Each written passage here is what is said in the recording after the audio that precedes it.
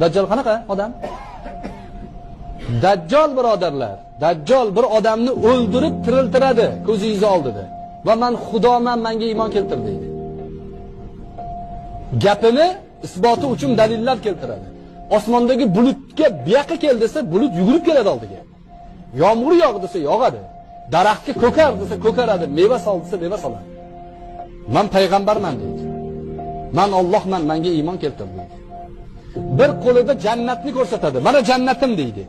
Ikkinchi qo'lida jahannamni ko'rsatadi. Mana jahannamim deydi.